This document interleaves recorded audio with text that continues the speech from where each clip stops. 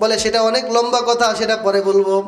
নামাজের ইমামতির জন্য জালালউদ্দিন রুমিকে যখন এলাকার মানুষ ডাক দিয়ে যখন বললো যাও আজকে তুমি নামাজটা পড়াও, তিনি নামাজে দাঁড়িয়ে গেলেন, সূরা ফাতিহা তেলাওয়াত করতেছেন, আলহামদুলিল্লাহি রাব্বিল আলামিন পড়ছেন, কিছুক্ষণ অপেক্ষা করতেছেন।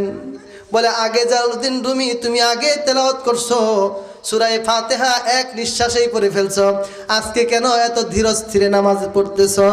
সুবহানাল্লাহ। ডাক দেয়া বলে এমন একজন উস্তাদের কাছে গিয়েছিলাম, তিনি শুধু শরীয়ত নয় বরং শরীয়তের এলেম যার আছে, হাকিকতের এলেম তার আছে, মারিফতের জ্ঞান মারিফতের নূরও তিনি অর্জন করছেন, আল্লাহর সাথে ইলহামের সম্পর্ক যার, সেই ব্যক্তির সান্নিধ্যে আমি ছিলাম। আমি তার কাছে আমার নামাজকে নামাজ বানানোর মতো ফায়দা, আমার নামাজকে নামাজ বানানোর মতো যোগ্যতা অর্জন করে আসছি। সুবহানাল্লাহ। বলে এত দেরি করো কেন? বলে আমি আলহামদুলিল্লাহি রাব্বিল আলামিন পড়লাম, পড়ার পরে আমার রব হামিদানি রব্বি হামিদানি আবদি যখন বলবে, এই আওয়াজটা যতক্ষণ পর্যন্ত আমার কান পর্যন্ত না পৌঁছায় ততক্ষণ পর্যন্ত আমি সামনের আয়াত পড়তে ভালো লাগে না। সুবহানাল্লাহ। উলাইকা আবাই ফাজিনি বিমিসলিহিম, এরাই তো আমাদের পূর্বসূরি, যাদের নিয়ে আমরা গর্ব করি। এমন ব্যক্তিত্ব আমাদের আকাবের আসলাফ বুজুর্গানে দিন এমন ছিলেন। আজকে উম্মতে মুহাম্মাদের সৈনিকরা কোথায়? আজকে কোথায় আমাদের সেই আমল? কোথায় হারিয়ে গেল আমাদের সেই আখলাক? কোথায় হারিয়ে গেল শাহজালাল ইয়ামানি রহমাতুল্লাহি আলাইহির সেই আজানের ধ্বনি? সেই বিলালের আজান কোথায় গেল? রুসমে আজা रह गई रूह बिलाली न रही, फलसफा रह गई तलकीन गजाला न रही। বিলালের আজান আছে, বিলালের সেই আজান আছে, কিন্তু বিলালের মতো মোহাব্বত নিয়ে কয়জন মুয়াজ্জিন আজান দেয়? বিলালের মতো মোহাব্বতওয়ালা মুয়াজ্জিন কয়টা আছে? আহারে নবীজি সাল্লাল্লাহু আলাইহি সাল্লাম মদিনায় নাই, বেলাল আসছে অনেক দিন পর।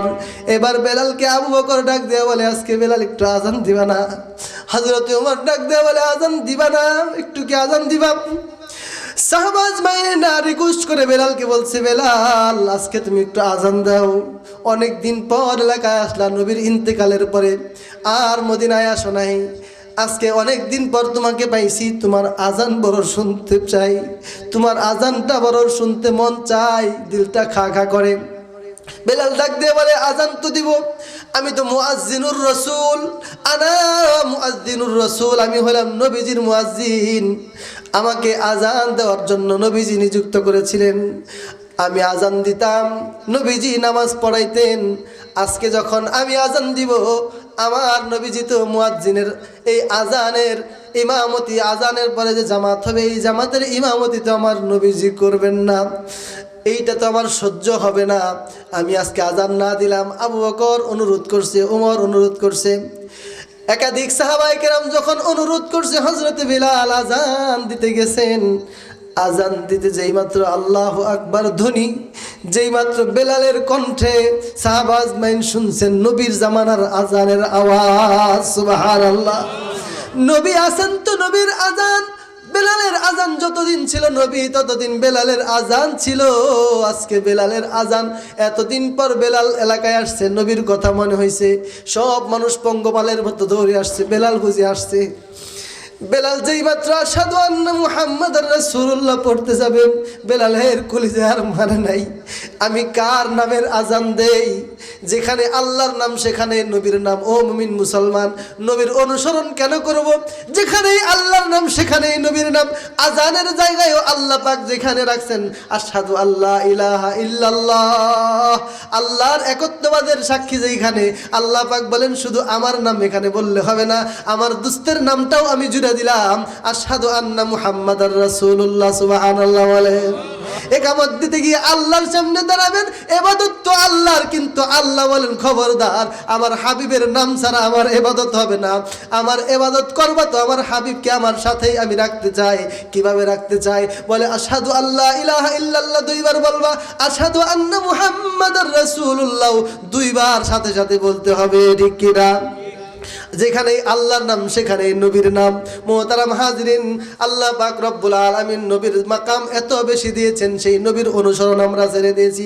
জাহাঁ তক হ্যাঁ रूबूबियत खुदा के, जहाँ तक है रूबूबियत खुदा के, वहाँ तक है वहाँ तक रिसालत है मोहम्मद के, वहाँ तक है मोहम्मद मुस्तफ़ा के। सुबहान अल्लाह। नबीजी সাল্লাল্লাহু আলাইহি ওয়াসাল্লাম কে আল্লাহর রুবুবিয়ত যত দূর, নবীজির রিসালাতের পাওয়ারও তত দূর। এইজন্য নবী আউয়ালেও নবী, আখিরেও নবী। আল্লাহর নাম আছে ইয়া আউয়াল ইয়া আখির, ইয়া জাহির ইয়া বাতিন।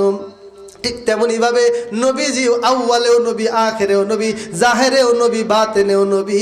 শিয়ারা বলে বাতিনি নবী হলো আলী। এই কথাটা জঘন্য মিথ্যাচার। নাউজুবিল্লাহ বলেন। কিছু লোক আছে নবীর প্রেম দেখাইয়া পাক পাঞ্জাতনের দুহার ধরছে, অন্য সাহাবাদেরকে তারা সমালোচনা করে। এরাও ভণ্ড, এরাও নবীর সাথে গাদ্দারি করলো। নবীর কোন সাহাবা নবীর সাথে বিদ্বেষ করেন নাই। নবীর প্রত্যেকটা সাহাবাই হকের উপর ছিলেন। প্রত্যেকটা সাহাবার নাম আসলেই রাদিয়াল্লাহু আনহু বলতে হবে। প্রত্যেকটা নবীর পরিবারের সকলেই নবীর প্রেমিক, নবীর জন্য জান ফেদা করছে। ফেদাকা ইয়া রাসূলুল্লাহ বলে তারা তাকবীর দিতেন। নবীজির রিসালাতের উপর তাদের এতটাই বিশ্বাস ছিল, এতটাই মুহাব্বত ছিল, জান দিতে কুণ্ঠাবোধ করতেন না। মুসআব ইবনে উমাইর একজন শিশু সাহাবা, যুবক সাহাবা, যুবক অবস্থায় ইসলাম গ্রহণ করছে। যেই লোকটার জন্ম থেকেই স্বর্ণের চামচ মুখে নিয়ে তিনি ইসলাম গ্রহণ করছে। এই স্বর্ণের চামচ মুখে নিয়ে মানে কি বলে, মুসআব ইবনে উমাইর রাদিয়াল্লাহু তাআলা আনহু যখন জন্মগ্রহণ করলেন, প্রথম যাকে যেই বাটিতে তেল নিয়ে তাকে তেল দিয়ে লাগানো হবে, বাটিটা স্বর্ণের। যেই বালতিতে গোসল করানো হবে, সেই ডিশটা, সেই বলটাও স্বর্ণের। তাকে যেই চামচ দিয়ে খাওয়ানো হয়েছে, সেই খাবারের চামচটা স্বর্ণের। এরকম তার যেই সমস্ত গ্লাস, বাসন কাসন যা আছে, এগুলো স্বর্ণ দিয়ে বানানো। এতটাই আদরের সন্তান, একমাত্র ছেলে মুসআব, উমাইরের ছেলে মুসআব রাদিয়াল্লাহু তাআলা আনহু। সুবহানাল্লাহ বলেন। এই মুসআব রাদিয়াল্লাহু তাআলা আনহু নবীর কাছে আসছেন, বায়াত করে মুসলমান হয়েছেন। হওয়ার সাথে সাথে তার অবস্থা হলো, উহুদের যুদ্ধের আওয়াজ আসলো। মুসআব ইবনে উমাইর যুদ্ধের ময়দানে গেলেন, জিহাদের ময়দানে শাহাদাত বরণ করলেন। আর তার শরীরে ক্ষত বিক্ষত হয়ে গেছে। সমস্ত সাহাবাদের লাশ যখন নবীজি একে একে দাফন করলেন, আহারে ইসলামের এমন দুরবস্থা, কাফনের কাপড়ও অনেকের জুটে নাই। হযরত মুসআব ইবনে উমাইর যখন তাকে কাফনের কাপড় দেওয়া হবে, 3 টুকরা কাফনের কাপড় ছেলেদের জন্য, মুসআব ইবনে উমাইর রাদিয়াল্লাহু তাআলা আনহুকে নবীজি যখন কাফনের কাপড় পরে কবরের মধ্যে শোয়াবেন, নবী আলাইহিস সালাতু ওয়াস সালাম দেখলেন মুসআবের কাফনের কাপড় নাই। নবীজি চাদর দিয়ে তাকে ঢাকা হলো। মুসআব ইবনে উমাইরের মাথা যদি ঢেকে দেওয়া হয়, পাও বের হয়ে যায় হাঁটু পর্যন্ত। আবার পাও যদি ঢেকে দেওয়া হয়, বুক পর্যন্ত উপরের থেকে খুলে যায়। পরিপূর্ণ ঢাকার মতো কাপড় নাই। আল্লাহর নবী মুসআব ইবনে উমাইরের দিকে তাকাইয়া, আসমানের দিকে তাকাইয়া বলেন, আল্লাহ আপনি সাক্ষী থাকেন, এই মুসআব যিনি স্বর্ণের চামচে খাইতো, জীবনে একবার যেই কাপড় সে পরিধান করত, দ্বিতীয়বার সেই কাপড় ধৌত করে দ্বিতীয়বার সেই কাপড় তাকে আর পরানো হতো না। সুবহানাল্লাহ। তার বাবা এত জমিদারি স্টাইলে তাকে বড় করছে। এমন জমিদারি স্টাইলে যেই লোকটা এত এক্সপেন্সিভ, ব্যয়বহুল জিন্দেগি যার, এত কাপড় চোপড় যার, এত বাসন কোসন স্বর্ণের, এতটা জাগ জৌলুস আর এতটা স্বাচ্ছন্দ্যময় জীবন যার, এই সাহাবা আজকে আল্লাহর জমিনে শহীদ হয়ে এবার কবরের ধরাশায়ী, কবরের মধ্যে শহীদের লাশ রাখা হবে। আল্লাহর নবী ডাক দেওয়ান, আল্লাহ আপনার মুহাব্বতে, আপনার বান্দা ঈমানের মুহাব্বতে, ঈমান আর আমি নবীর মুহাব্বতে জীবনটা ফেদা করে আজকে শহীদ হয়েছে। আজকে তার কাপড়ের কাপড় পূর্ণাঙ্গ আমি নবী দিতে পারতেছি না। আল্লাহ আপনি সাক্ষী থাকেন, মুসআব ইবনে উমাইরকে আপনি কিয়ামতের ময়দানে পূর্ণাঙ্গ কাপড় দিয়ে উঠায়েন। সুবহানাল্লাহ। নবীর সাথে ঘুইরা তাদের জিন্দেগি ফেদা করছে। এই জন্য বলছি, রাসূলে খুদা কি গোলামি মে ক্যা হ্যায়, जरा तुम गुलामी में आकर तो देखो।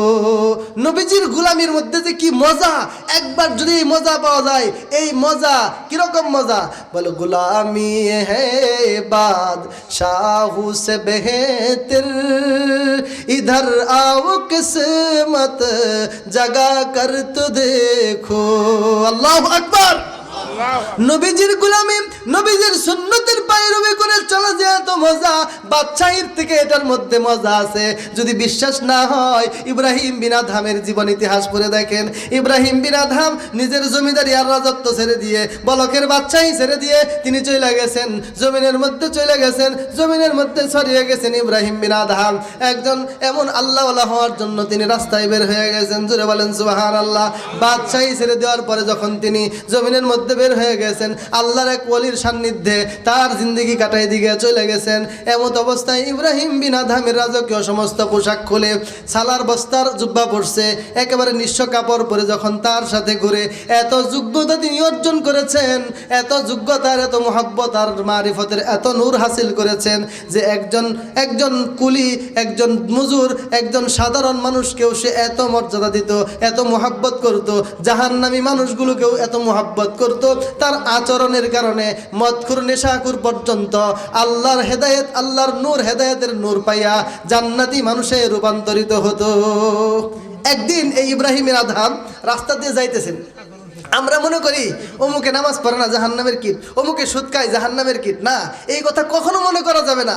একজন চরম গুনাহগার সেও আল্লাহর বড় একজন ওলি হয়ে যাইতে পারে। যদি বলেন ঠিক কিনা?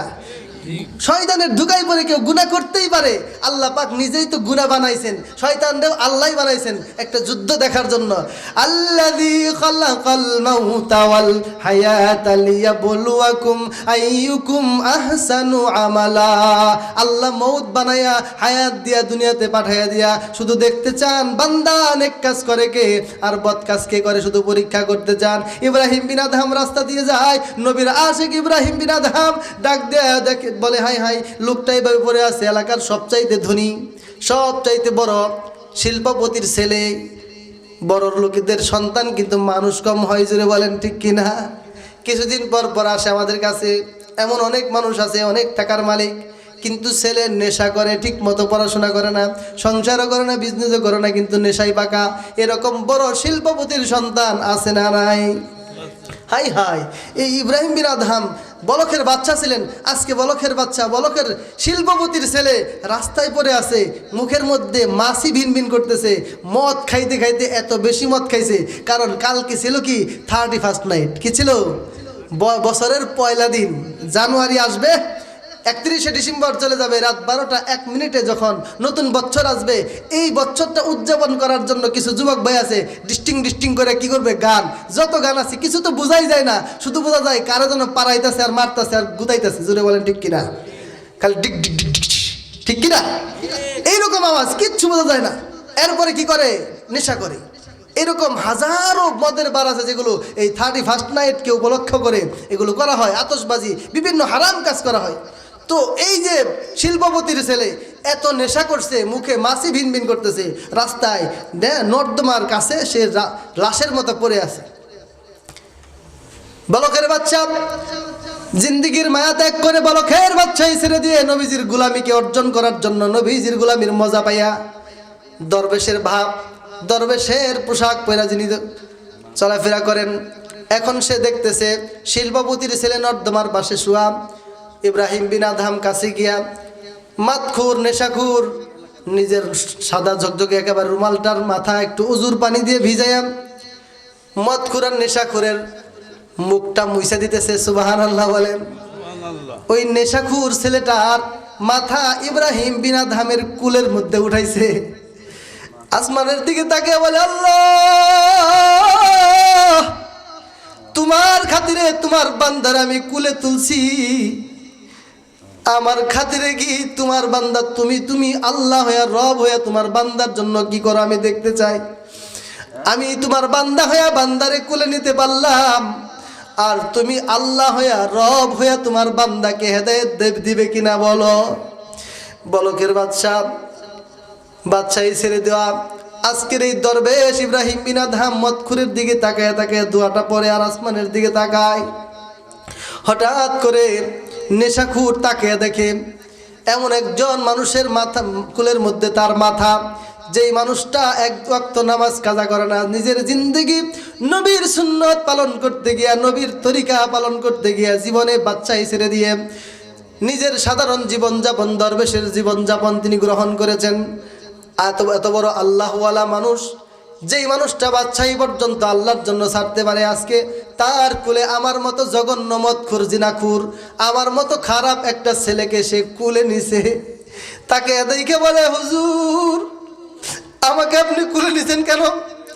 এই জনপদের যুবকরা মুরব্বীরা আমাকে সবাই দেখলে নাকে রুমাল দেয় আর ডেকে বলে, আল্লাহ আল্লাহ তোর উপরে, তুই মদ খাস, জিনা করস, তুই গান বাজাস, তুই এইটা করস সেইটা করস। আছে না? অপরাধী দেখলে কখনো ঘৃণা করবেন না, অপরাধী দেখলে সবসময় তাকে মোহাব্বত করে বুকে টাইনা নেবেন। হতে পারে আপনার মোহাব্বতের দ্বারা আল্লাহ পাক তার দিলের মধ্যে হেদায়েতের নূর ঢুকে দিতে পারে। জোরে বলেন ঠিক কিনা? এই জন্য ইব্রাহিম বিন আদহাম এটা শিক্ষা দিলেন। কুলের মধ্যে নিয়ে যখন আল্লাহকে দোয়া করতেছে, আল্লাহ আমি বান্দা হয়ে বান্দারে কুলে নিছি, এখন তুমি রব হয়ে তোমার বান্দাকে কোথায় নিতে চাও শুধু একটু দেখতে চাই। আল্লাহ পাক ডাক দিয়ে বলেন, ইব্রাহিম বিন আদহাম আমি তোমার কথা শুনে আমি আর থাকতে পারলাম না, মনে রাখো এই মুহূর্তে এই বান্দার জীবনের সব গুনাহ আমি মাফ কইরা এই মুহূর্তে একজন 40 জন ওলির মধ্যে একজন ওলি কিছুক্ষণ আগে ইন্তেকাল করছে, তার ওই চেয়ারে আমি এই মদখুরের নামটা লিখে দিলাম। সুবহানাল্লাহ বলেন না? নারায়ে তাকবীর। মোহতারাম হাজিরিন, আমার আলোচনার সময় শেষ, আমি আর সামনে বাড়তেছি না। শুধু বলতে চাই, ইব্রাহিম বিন আদহাম একজন মদখুরকে কোলে নিয়ে আল্লাহর দিকে তাওয়াজ্জু দিছেন। এই জন্য আল্লাহওয়ালাদের রুহানিয়ত তাওয়াজ্জু, চেহারার তাওয়াজ্জু, চোখের একটা যদি কারো চেহারার দিকে লেগে যায় ওর জিন্দেগি পরিবর্তন হয়ে যায়। সুবহানাল্লাহ। ইত্তাকু ফিরাসাতাল মুমিন ফাইন্নাল মুমিনিনা ইয়ানজুরুনা বিনুরিল্লাহ। মুত্তাকি পরহেজগাররা আল্লাহর নূর দিয়ে দেখে। সুবহানাল্লাহ।